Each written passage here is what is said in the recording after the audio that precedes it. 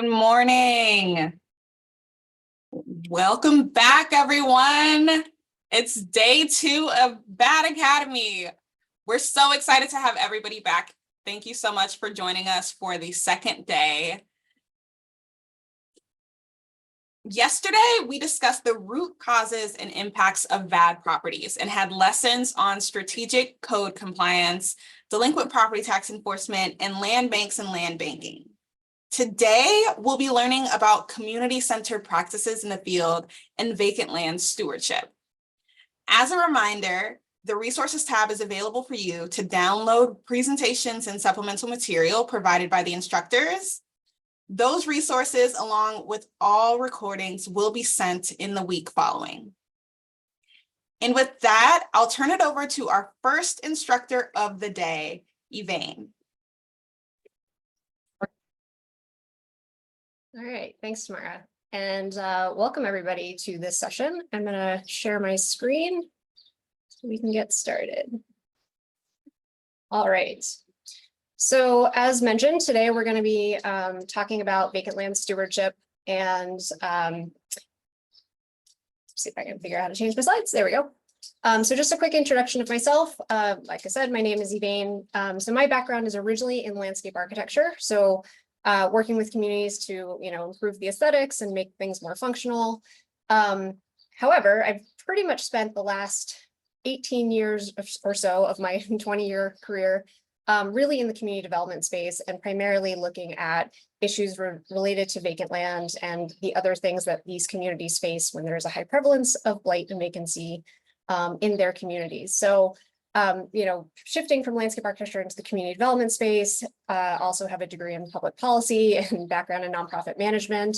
And then most recently have pursued a doctorate in social science research and evaluation. So all that to say, essentially, that I have studied and explored and practiced this issue in many different ways, approaching it from kind of all angles, working on the ground with residents to implement projects to help them understand the process, all the way up to, advocating to local and state governments for funding and access and essentially more resources, as well as working with the academic community to figure out what's working, what's not, how can we improve what we're doing and make it more impactful. So before we get started, I had asked our group to do a couple of poll questions just so I have a sense of who's in the audience. So the first one is really just getting a sense of who's listening in. So, where you're coming from and how you're approaching this topic. And then just a little more deeply, is this your first time really thinking about this in your community? Have you been doing it for a long time, but not making progress? This just helps me get a sense of what to focus on and how to prioritize. So looking like a pretty good, almost half and half split with the local government staff and also practitioners, more like nonprofit organizations, a couple of residents, one elected official. Well, that's great, welcome. And then familiarity looks like a decent chunk with no background or little background, pretty good mix of people working on it and just looking for more information. Perfect. All right. Got a couple more seconds, see if anything changes. All right. Well, thank you guys for that. I'm going to end the poll. I'm going to share that. I don't know what that does, so you can see who else answered. All right. I think I can close that. Okay, so before we really dive in, I just want to make sure we're all on the same page. Hopefully, I think generally we probably are, or else you wouldn't be at the Bad Academy and sitting in this session. But just to make sure, so that we don't have any misunderstandings later on. So defining the terms, and these are generated or the definitions used by Center for Community Progress and generally accepted. So a vacant lot is a parcel without a structure. This can include the parcels that are previously developed, but it could also be something that is undevelopable or unbuildable in the future. For the purpose of this talk, and I think generally when we talk about vacant land issues in a city kind of setting, we are really talking about these urban parcels that are, maybe formerly residential, maybe some on a business district, but we're not really talking about the large like commercial swaths or industrial swaths That's a little bit of a different animal. I think in some ways there's some synergy, but in essence, we're talking about sort of the smaller, maybe oddly shaped, maybe in a position or a place that's not as easy to think about redevelopment. And then vacant land stewardship then is the comprehensive and long-term repurposing and maintenance of vacant lots. So that can range from just keeping it sort of clean and green. It could be turning it into a garden. It could be any of those things. And so essentially it's just taking the negative and making it a positive. So if you're keeping it positive, then you're essentially stewarding that space. And the reason that this is such a topic that, you know, continues to be included in these sessions and warrants its own session is that, you know, based on a 2019 national study by the University of Michigan, interviewing or surveying organizations across the country that have vacant land portfolios. So it could be land banks, could be community organizations, or that have portfolios of property. About 76% of those inventories was made up of vacant land. So the majority of most of the respondents' inventories was heavily leaning towards vacant lots rather than structures. And there's, you know, easy to see why, right? If you take on a deteriorated structure, potentially that eventually gets demolished and becomes land. So even if you're acquiring structures into your portfolio, there's a very strong chance that it becomes land at the end of that pipeline. Additionally, right, when people take over structures, they're maybe thinking about rehabbing it and getting it back on the market. With lots, it's a little bit more difficult and can be challenging for people to reimagine what is going to happen on that space. People may want to think that that's going to become development again, and so they sort of hold off on doing anything more permanent. And so that becomes a challenge. In addition to vacant lots becoming sort of the highest level in the inventories, we also found that they often had the smallest line item in their budgets for things like maintenance and activation. So this is, you know, a challenge that is already initially built off of this discrepancy of resources and attention. So we're all familiar that there are many drawbacks to having any kind of VAD properties in your community, but specific to vacant land, that can really be divided between something really immediate that is acknowledged, you know, sort of the moment the vacant lot appears, to the longer term effects that are maybe a little more harder to see right away. And I apologize if you hear background noises. My dog just found a squeaky toy in the other room. So the immediate effects are things like the visual deterioration and blight of a property. And that can be something, you know, when it looks weedy and there's a lot of litter, there's, you know, it's overgrown, it just sort of starts to look unkempt and unmaintained. That's a very initial and thing, you know, immediate thing that you notice the moment it's overdue for a mowing, you know, lawn mowing, or someone puts litter on it and isn't picked up right away. Addition to that, there are safety and security concerns, right? Once it's overgrown, this can be an excellent place for people to hide. If you're walking past a vacant lot, you lose that sight line. So there can be that feeling of insecurity there. People might throw, you know, drug paraphernalia or weapons that from a crime. They could put anything like that. They could throw a glass bottle and then there's broken glass on the site. So those are things that can kind of happen again in sort of that immediate term, which is why this is an important thing. And then, of course, the immediate acknowledgement of the cost to continue to maintain these spaces.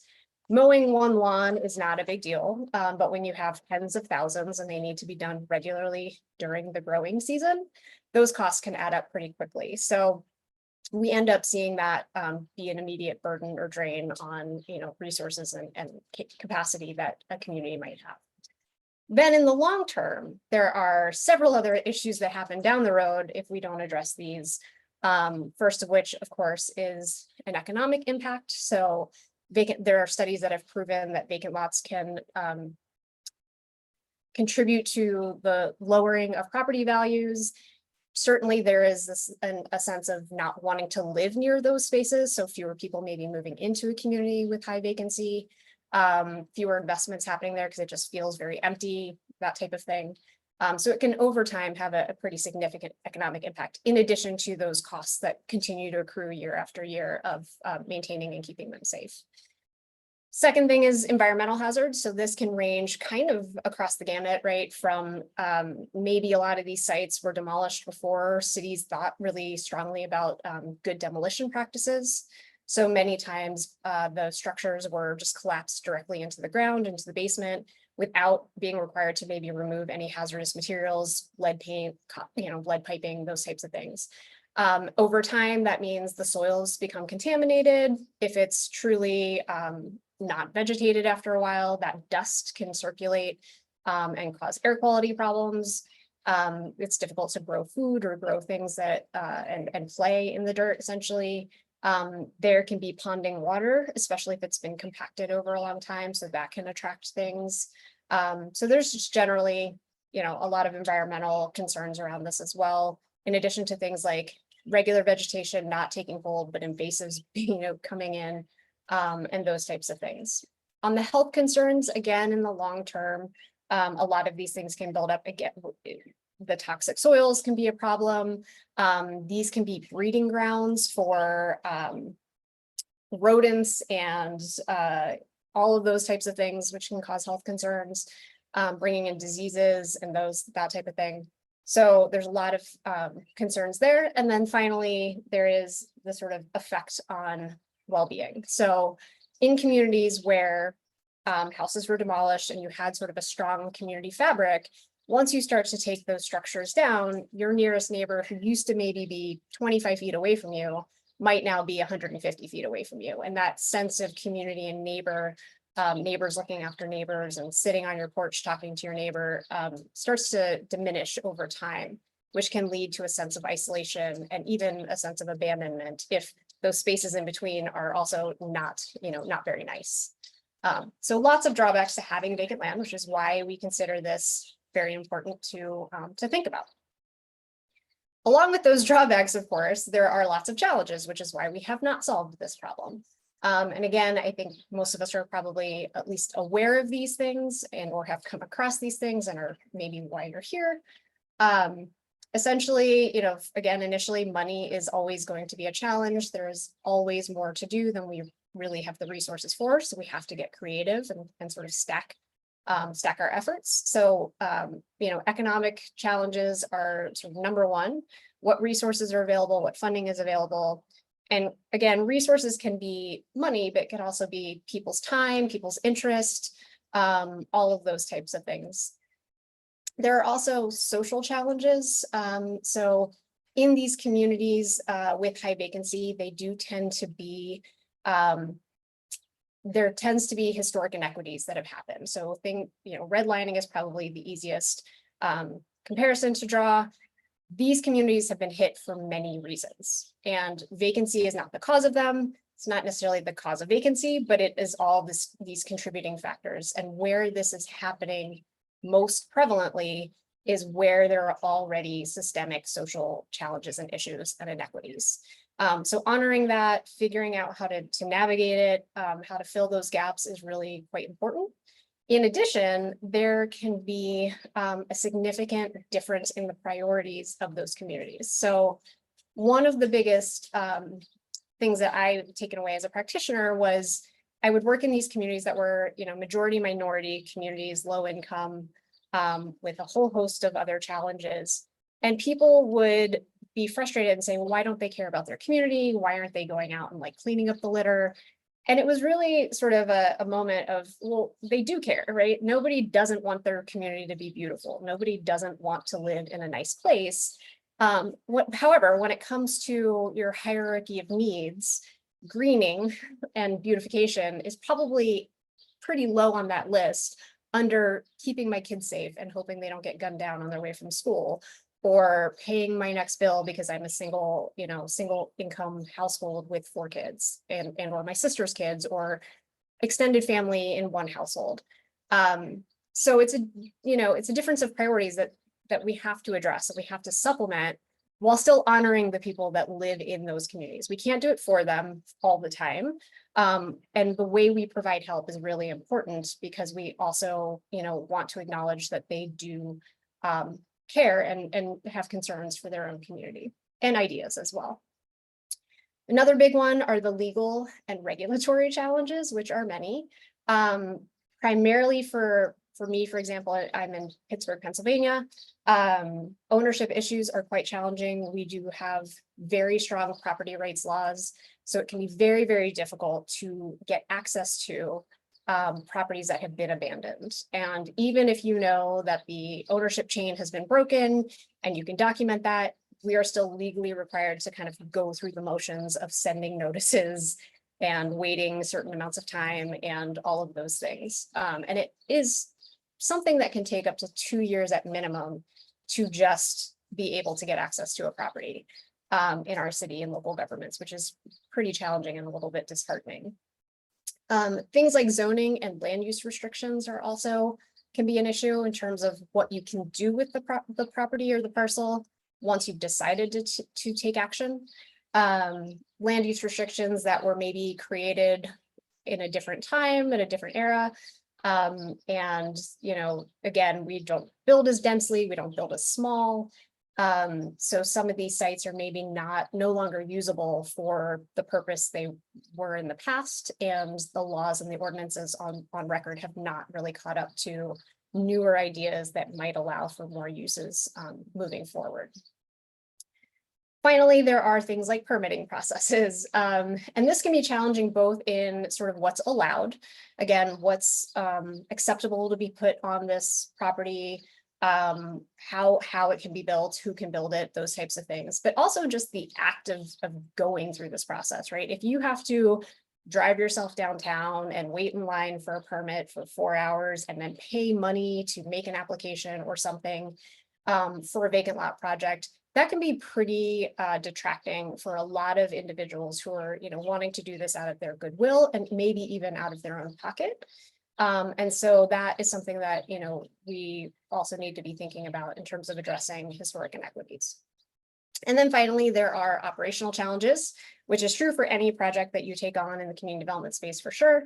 So certainly applies here as well. And that can include everything from coordination of the process, all the pieces that need to be in play, who gets to step in at one time or at any time, who's working together, how we work together, what the agreements are, things like that.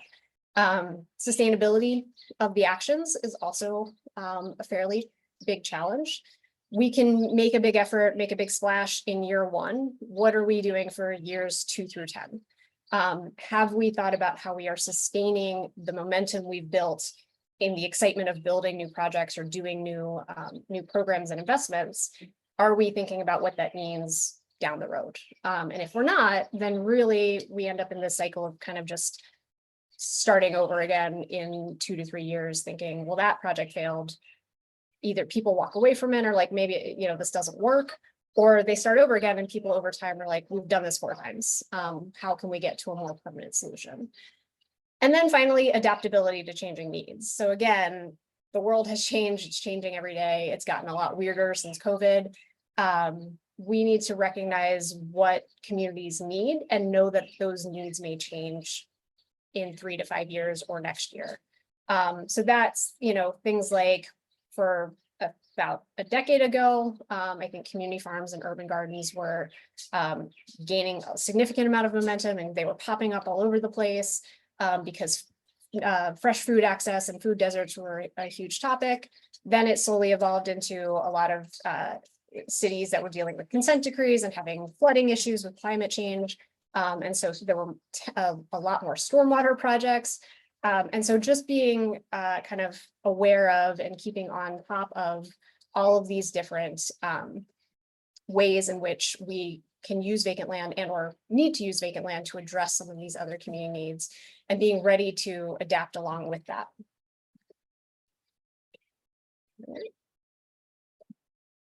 Sorry about that.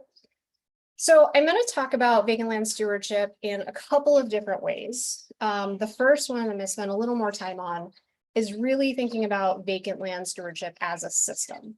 And this is a lot of work that I've actually done with the Center for Community Progress. You can follow up on some resources that they have available.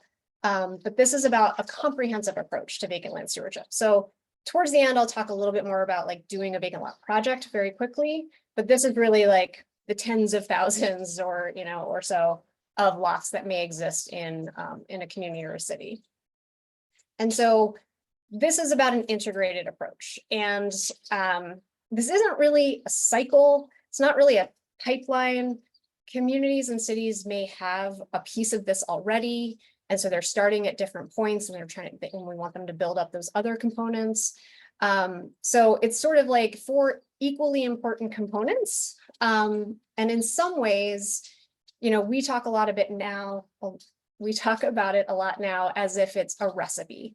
So when you're making a cake, there are some basic ingredients that are needed, right? You know what goes into that, but how much and what flavor you make it is really going to depend on you, the individual, you, the city, you, the community.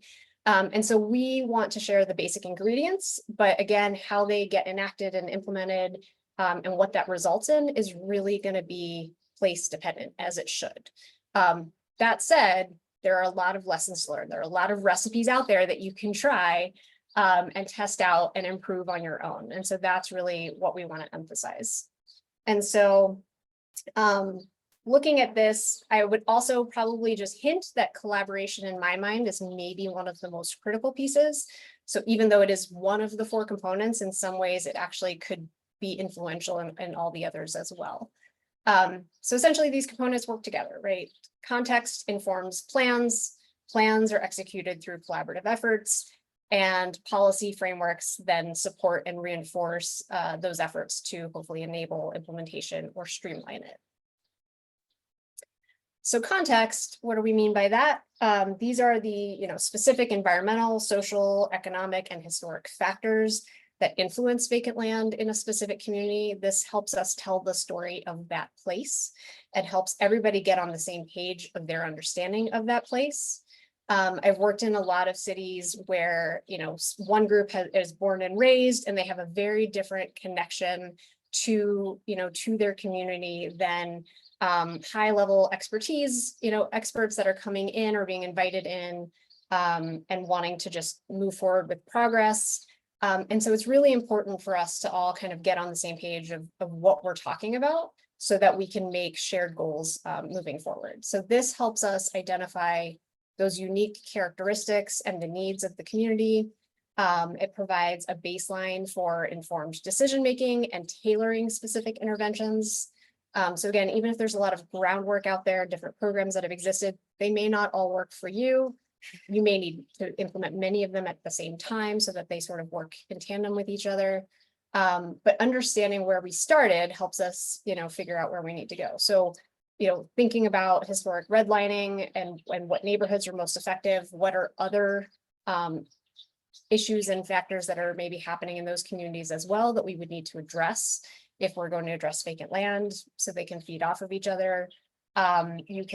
This can include things like data collection, so on the ground, parcel by parcel inventories, and sharing that information. So not just where is the vacancy, but what is its quality, what's nearby, what is it, has been its historic evolution.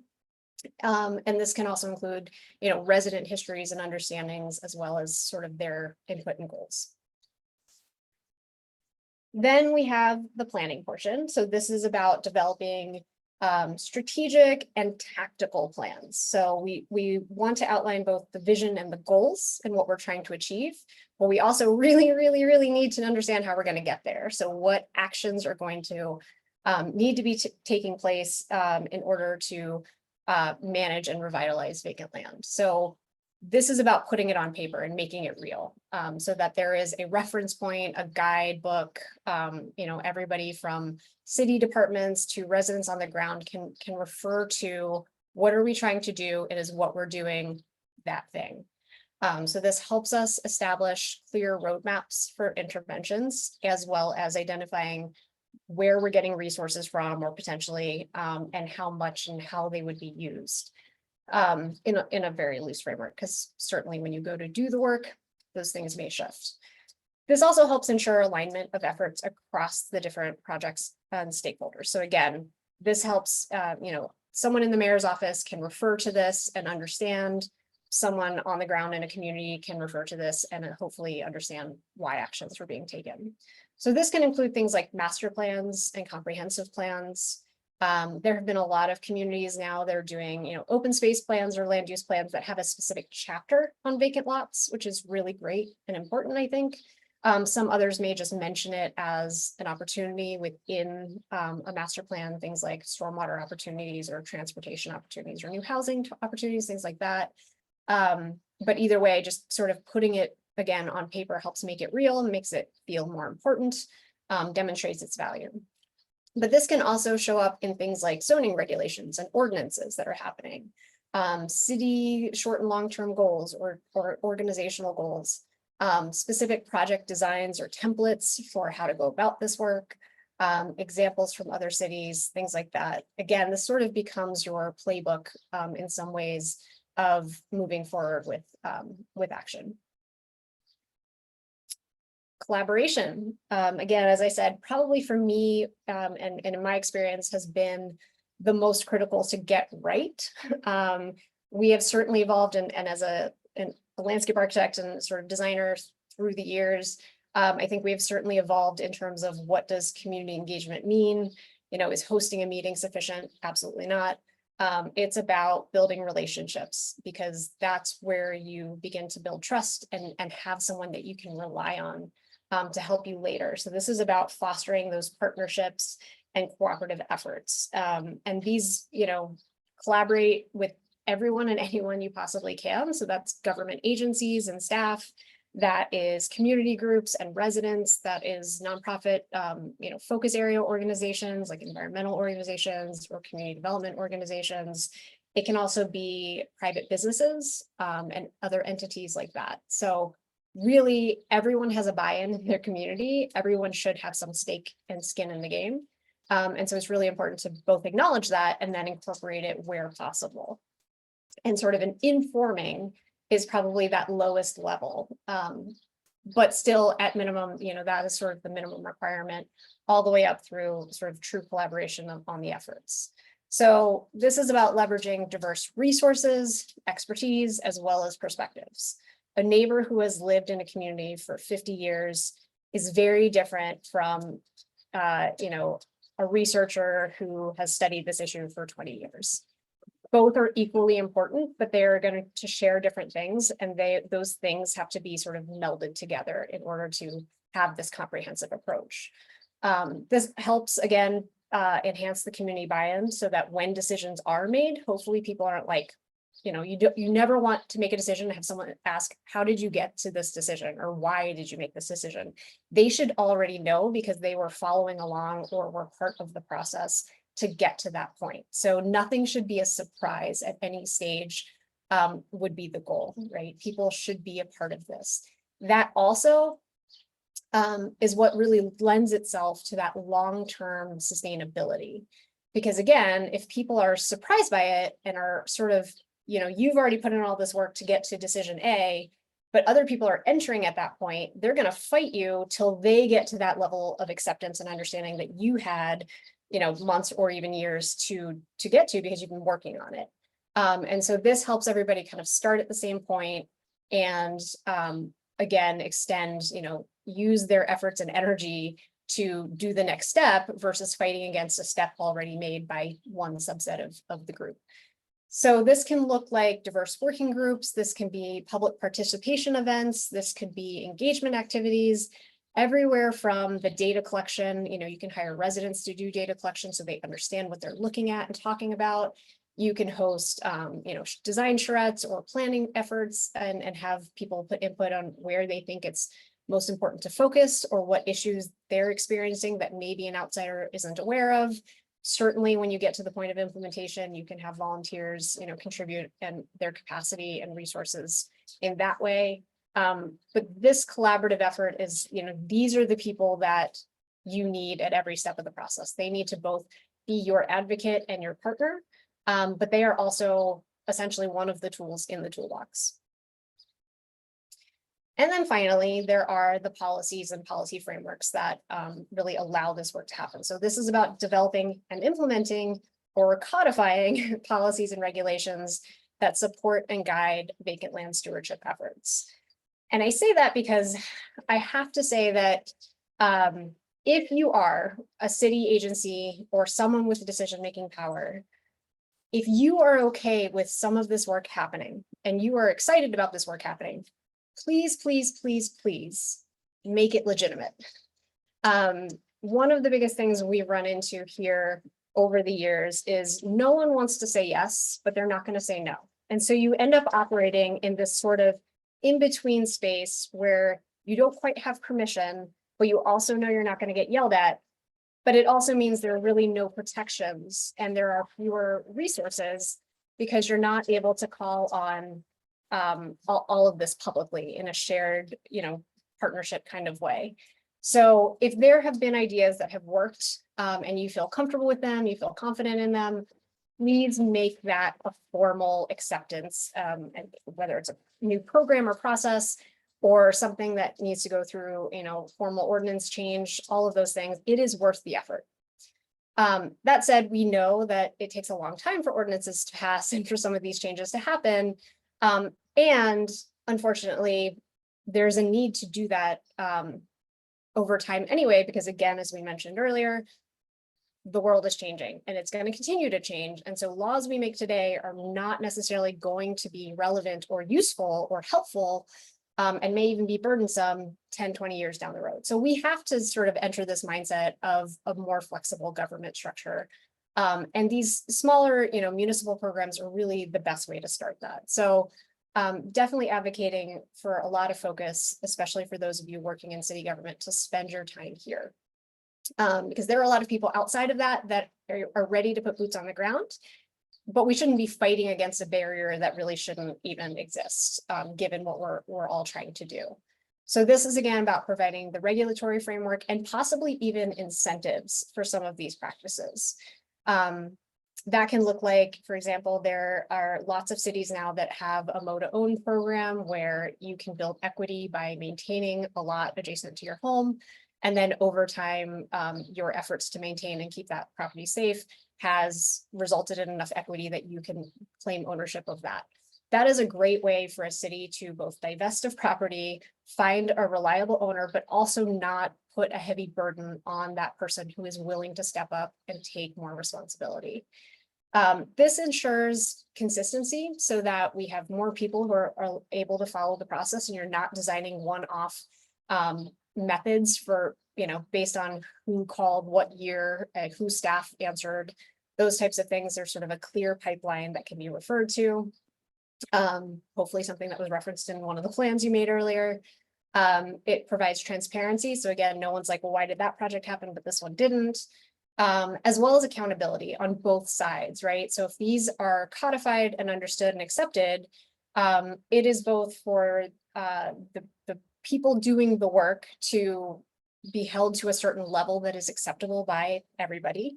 But it is also a way for city governments to be held accountable in that they're allowing this work that has, again, been agreed on as good and useful and desirable, but it allows them to sort of say, here's how we're allowing you to do it. This can take shape as, land use policies, what's allowed to be built where. So again, changing historical changes over time and what a use can be now that maybe wasn't thought of before, and vice versa. Environmental regulations. So what are the requirements and who's responsible for it? If you're engaging in a site that has environmental issues, like toxic soils and things like that, whose responsibility is it to clean or care for those types of things? Again, financial incentives that enable this work and how are they getting that? What are the metrics? And then monitoring enforcement, again, so knowing how you're going to be tracked or followed up on in terms of this. So these can, again, take shape in many different ways, from like city programs or government programs like an adopt a lot program. Land banks often have, and city governments will have ways to purchase land, potentially as almost always through a side yard type application where you live adjacent to a vacant lot and you want to expand your current property. But some will go a step further, like the Detroit Land Bank here has a neighborhood lot program where you maybe propose a specific development or use that's not necessarily going to be personal use. Maybe it's more of a community use. And allowing those sales at a sort of discounted, less than market rate, just to get them back in productive use and or on the tax rolls. So yeah, again, there are a lot of different ways that this can take shape. A lot of benchmarking and precedents that we can share at another time. So now, switching gears a little bit, just want to take a moment to think about certainly vacant land as a system, vacant land stewardship as a system is something we need to do at scale. So when there are thousands or tens of thousands of parcels in your inventory or in your city, we have to think about it more than just this site's going to be a garden, this site's going to be a park. Because if you just do one at a time, while that is great and we need to start somewhere and those projects have many other uses, that's not going to remove the vacancy. That's not going to take away the number of vacant lots, because it is a lot faster to demolish a building or have a building fall down due to fire or other, long-term deterioration than it is to establish a really strong community garden or other project. And so by the time you finish one project, you might have gained 3 more vacant lots in that same time period. And so we do need to think about it comprehensively. We do need to think about it as a bigger picture. And as I mentioned before, those 4 pieces of the system, cities may already have a part of it, right? There are cities that have comprehensive plans that mention vacant land, but they maybe don't fully understand the inventory or the history of what vacant land means in their city, or they haven't pulled together the people to start talking about this, to build momentum and have a coalition to take collective action, or they don't have the ordinances and policies that really support these goals that they want to achieve. So it's just really difficult to do anything, even though we all say we want to do it, we know it's good, we have lots of ways, but there really just isn't a pathway there. So people may be starting in different parts of that. They may want to revisit and enhance. We want to meet people where they are, but we essentially do agree that all 4 components really need to be present when you're talking about this at scale. So counter to that, working on a vacant lot individually, which is also equally important to do well. This is more about vacant land stewardship as a process. So becoming a steward essentially to a project. And so I've just summed this down to one slide because I think, again, a little bit of this is maybe a little common sense for people that are already in this space. But for people who are new to it, these are sort of the basic components that need to happen, again, hopefully authentically and well-intentioned in order to have a successful, long-standing vacant lot project. So the first step is to assess the land or the lot. And this can happen both sort of at your desk on screen, as well as, and as a landscape architect, highly encourage on site. So things that you can do from your computer would be things like, the ownership history, tax delinquency history. You can look at old aerial photos, and Google now allows you to do the timeline, so you can see maybe when the buildings came down, when did the context around it, how did that change over time, what was the historical use of the property. Maybe that informs what a design idea could look like. If you want to honor some of that history, what's around the site. So now moving onto site, looking around, is there good visibility? Is it a key parcel in terms of introducing yourself to the community? Is it a tucked away space? Is it an infill, broken tooth between 2 buildings? Is it oddly shaped? And so that might affect what you could put here. Are there utilities nearby? How much sun does it get? How much water runoff is there? All of those things are going to be something that you have to have some basic knowledge of in order to propose a good, and strong lasting idea on site. So assessing the land, definitely step 1. Step 2, but also again, I do these a little bit in tandem and as an initial, we want to play in with the community and get that buy-in almost at every step. So certainly upfront, but there are ways to include them in all of the steps. So engaging the community early, again, allows you to build a collective of people that you can then call upon for the rest of the steps and for the life of the project. So you definitely want to do that engagement early. And there are lots of ways to do that. There are lots of ways to find people to engage. Everything from, sending out surveys and door knocking, putting it on the community website or the Facebook page. You can leave signage at the lots. You can have activities on the lots to invite, people's imagination, to make sure they know you're doing this, so they know who you are, they see your face, they start to meet their neighbors. That it's a great way to kind of get that conversation started. It also helps you, again, get some of that context that you may not get just individually. You can learn about the histories in the community and, the specific site history in some ways. So lots of good information that can come from just talking and engaging with the community. That can also include the business community. It can include your state rep or your council rep, who's, overseeing that district or that zone. And so all of those people have unique perspectives that should be at least incorporated or included in the conversation, and hopefully start to see incorporated throughout the rest of the process. So then you move into sort of planning and designing what you want that space to be. So again, after you've understood what the site needs are, you understand what the community needs are, you start to put these two things together. Can what they need happen on this site? And if so, how? In what way, what form, what shape, what size? So this is about putting pen to paper and ideas out there. Certainly you can engage a designer to do that. You could also do a lot of just community charrettes where ideas are pulled from other people's experiences or other examples. Certainly want to engage somewhat level of an expert at some point for feasibility, and construction standards might be required by your city to know how you're going to build a specific bench or a planter box and those types of things. This is, again, another great point to incorporate and engage the community to give their voice. Do they like this? Do they not like this? A lot of that comes in very interesting ways. I've certainly engaged an audience where I did sort of pictures on the wall and the dots, green dots and red dots. What do you like? What don't you like? It's always important to follow up with that conversation, because just gathering the input isn't sufficient. I had a session where there were lots of red dots on this one picture, and I was like, so it looks like nobody wants, and I think it was a slide.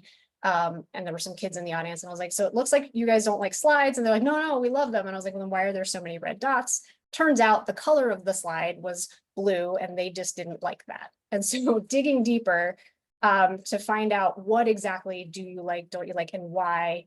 Is there a historical reason? Is there a cultural reason? Is there just preference? More than just taking it at face value. So that is what we mean by sort of the authentic engagement, and not just the action of hosting an event where engagement can take place. So that's probably the most critical thing for the planning and design portion, in addition to meeting, physical requirements that your city or your community might set for yourself. Then, of course, there is the securing of funding and permissions. So this is also equally important. I would say all of these are equally important, but this is the one that's going to hopefully see the project happen. So again, once you have your ideas, you have your sort of collective argument that you're making, hopefully there is a pathway or a pipeline in your community for access, again, whether that's to adopt a lot, whether you're purchasing the lot and you're building yourself, an organization is doing it on your behalf. You need to have that pipeline for how this thing will happen.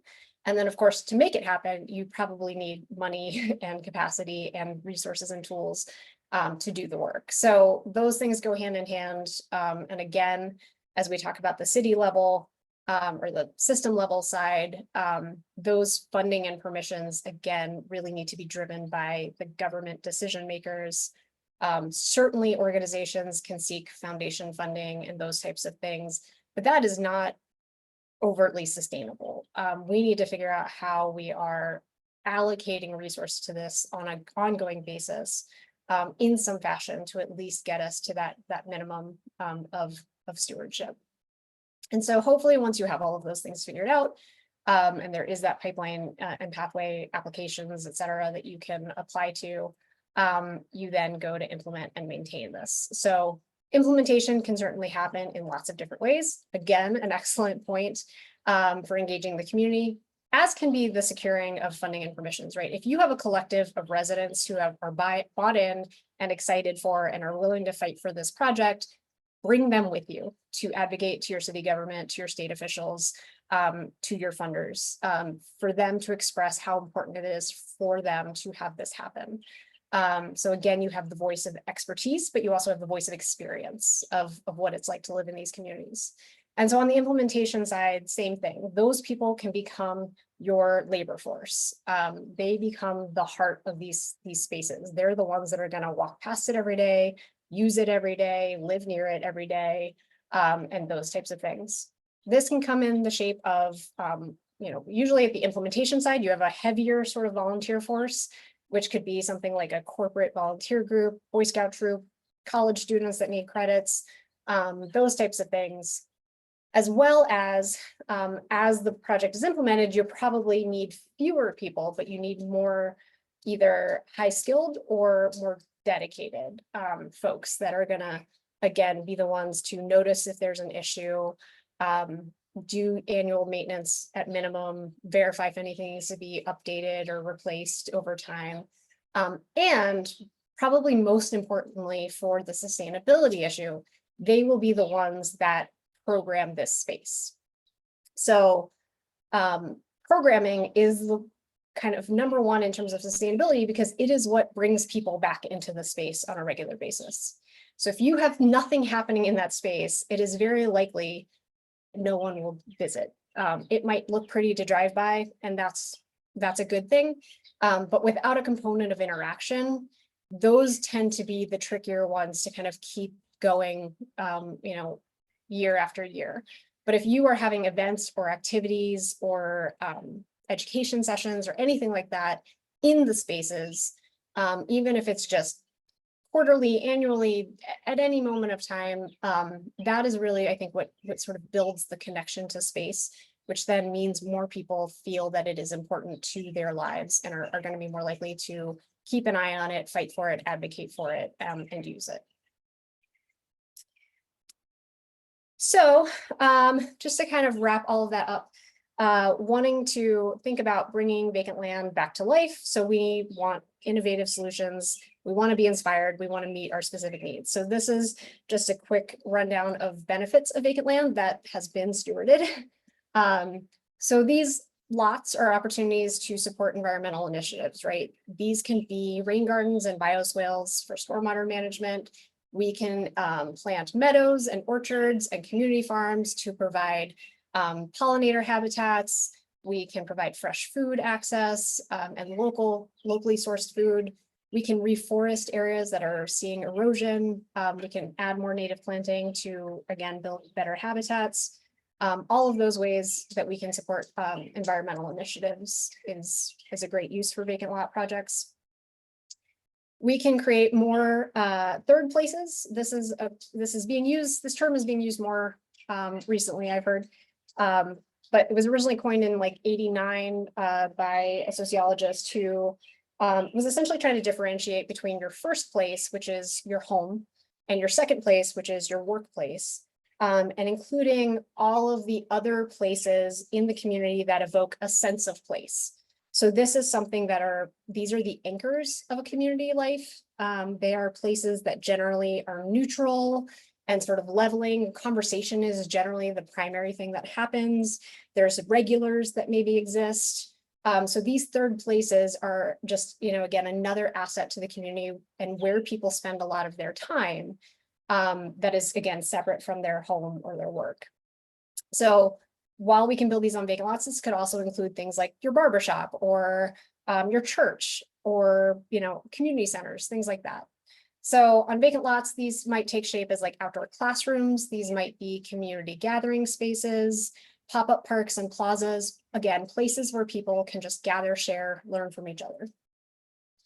You can also do projects that attract additional investment. So things like food truck parks, farmers markets, extended office space, seating for restaurant adjacent, pop-up shops, and of course, infill development. So bringing more to the table over the long term. They can also be opportunities for artistic and cultural expression. So murals are highly popular. public art and sculptures that appear in spaces. These can be performance spaces, these can be pop-up art installations, interactive art parks, historical and cultural monuments, and then as a more temporary use, you could have festivals or markets that happen in these spaces. But anything that really helps bring the identity of the community to the forefront and invites people into that, that conversation. And then, of course, you can improve physical health and mental well-being. So physical health, even just by maintaining the site and going out there and volunteering, but you can install play spaces and playgrounds, fitness parks, healing gardens and meditative spaces, a quiet place in the city for, just calming. Activity-wise, you could have pop-up clinics or fairs, again, on places that people visit. So there's lots of things we can do with this, and that's a whole other set of sessions that we can talk about. But essentially, none of those ideas are mutually exclusive. So you can have a play space with stormwater management. You can have fresh food growing in the corner of a meditative space. These we can stack, and we want to use everything that we can. And that also helps build who can be involved, what resources they bring to the table. So to sum up, essentially being a good steward means embracing the potential of vacant land. So full gamut of what we can do with it and why it's important. And with it, we have the power to turn these forgotten spaces into thriving green sanctuaries and new opportunities that can uplift our communities.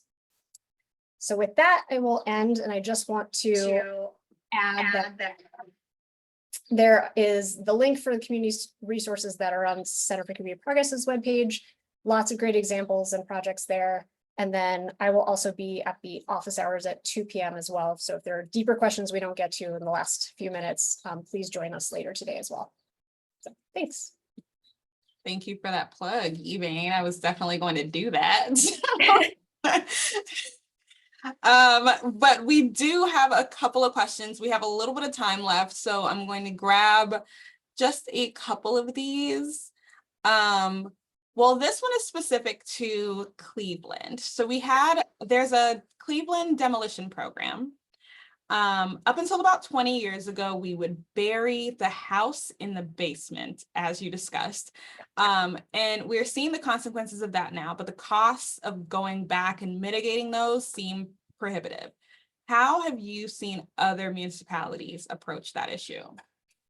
Yeah, so unfortunately, there's not a great way, as you mentioned, there's not a super cost-effective way to, restore the land back to perfect use. The impacts of having something collapse in the basement, not just from the sort of environmental toxicity in the soils issue, but there also means it's maybe not level, and so there's, grading, and so that creates ponding.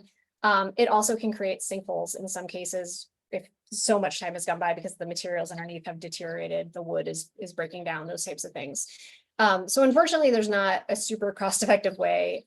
Certainly, if you haven't, and I assume you have, update your construction, your demolition standards moving forward. But we have essentially tried to make an inventory of where those sites are most located, like where we know demolition has happened before a certain point, and recommend those as, what can happen on that site. So if Public Works has additional fill, we sort of direct it to those spaces. We might limit these sites cannot be food grown unless it's in a box above whatever, those types of things, and sealing the soil through a barrier or those types of things. So just creating sort of like design standards or templates, and then maybe even implementing a program where like additional fill is available or compost is available from municipal recycling programs, so that over time the soil can be better. We've also done a significant number of sort of phytoremediation projects where you, year after year, plant something like sunflowers or something, pull them up by the root, and by year 3 or 4, we notice soil levels tend to change. So if that's, that could be something that someone can take on as well. That's actually a really cool idea. I hadn't heard of that one before.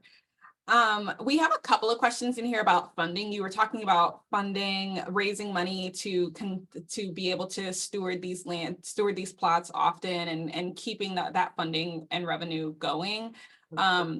This one question is pretty specific, but there are a couple of questions in general about funding sources and ideas for funding sources.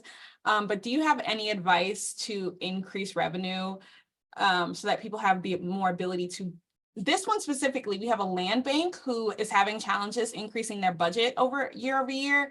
And so they want to increase their revenue to have more ability to buy lots that are better suited for redevelopment. But so just that, and generally, if you have fundraising ideas. Yeah. So I think fundraising on the sort of large scale, like you're a land bank and you need more money, which certainly is true across, I think, everywhere. From that, I think at the longer term success, we have to continue advocating to our state and federal governments that this issue, and this is, huge part of what CCP does, is to make sure people know it's important and that time and money should be spent here. Again, on the research side, we are spending more time trying to document. Again, a lot of what we already know as practitioners. I would say that none of what I have done on the research side has ever been groundbreaking, but it documents it in a more formal and sort of respectable manner than maybe a nonprofit's report that they do based off of their work, that allows us to call upon these statistics and facts to demonstrate the importance and its connection to all these other issues that have already been accepted as important, right? Housing is a known challenge in the country. Health disparities are a known challenge in the country. Making more connections to those things that have already been granted as a status, worthy of funding and ongoing support, certainly will help make our case. But on the other side, I think they're, doing more interactive events and activities that draw investment or attention. So those pop-up markets, those short-term festivals, all of those types of things generates interest in activities, as well as maybe bringing new eyes onto those spaces, which can be helpful from a fundraising standpoint. And then the other side of that is, again, is reducing costs, right? So how are you maintaining? Are there more creative ways you can get some of that programmatic maintenance and ongoing stewardship completed by residents in a lower than market cost way? And one of my favorite things that I like to talk about is a program that we developed in Pittsburgh, which was based on time banking. So residents, again, we know they care, we know they want to help. We may not be able to call them out on Saturday from 9 to noon. So allowing them the freedom to do this work in their own time and then valuing that time that they provide. So it may not be you're getting minimum wage to go out there for an hour to pull weeds, because really you get $7. That's not really that useful. But if you build it up over time, over a month, and we track those hours and we turn them into essentially like a credit system, what we ended up doing was provide incentives to discount utility bills. We talked to the city or other agencies that maybe could offset, maybe they get a free bus pass that month if they hit a certain number of hours, and that reduces a real cost in their daily life. We worked with a local meal service to do the sort of meals to the door, and that helped, especially during COVID, but you're using local businesses to do that. And so there's, again, that interchangeable, if you're taking care of your community should be taking care of you back. And it may not end up being market rate value, but it helps them feel valued, gives you what you need, and again, just supports that ecosystem, because we know vacancy isn't the only issue in these communities. So there's a lot of creative ways that you can reduce the cost side, but the looking for more money is always going to be the challenge. And I think realistically, we have to solve that at the super high level of just acknowledging this is a thing we need to do. And think about changing some of those incentives for new development into repurposed development instead, more benefits, incentives, and tax breaks maybe for doing reuse work versus new development. That is so creative. You need to keep talking about that example. That is a really good example. I love to hear it. So if anybody wants to talk about it more, I'm happy to do that. We have like 2 minutes left before the next session. So I'm going to ask you what I'm hoping is sort of an easy question. What is your advice for, this is not necessarily an easy question, but what is your advice for overcoming the challenge of owner permissions and concerns over liability when you're transforming vacant lots? Yeah, I think, it's such a heavy topic in terms of like legal ramifications, but honestly, in the 18 years that I've done the work, we always have insurance to work on these properties. We always make people sign waivers. We've really never had any safety concern or issue. So I think bringing that track record to the forefront and saying, look, realistically, this is 1% of our concern. And again, trying to change people's mindset over that. We had, in the volunteer organization I worked for, we had one incident over 14 years, and it was because a girl hit her friend in the head with a shovel while playing around. It was like totally not related to, that's something that could happen in someone's backyard. So like not related to the work we were doing. And so realistically, the number of incidents that have been followed up on, at least in my experience, has been so minimal that it really needs to be, while it sounds serious because it's a legal issue, it's actually really very small thing that we run into. And I think we just need to kind of emphasize that more. It's like the sort of number of people flying and dying on a plane versus in a car accident kind of that where like it's serious, but it's also like the percentage is lower than we think it is. Yeah, and it's something that people really do need to know. Yeah. Okay, and with that, we are going to switch gears into our creative placemaking session. If you all will please join us for Creative Placemaking 101, starting right now. Just go back to the lobby and you can join that session immediately. Thank you, everybody. Thanks, everyone.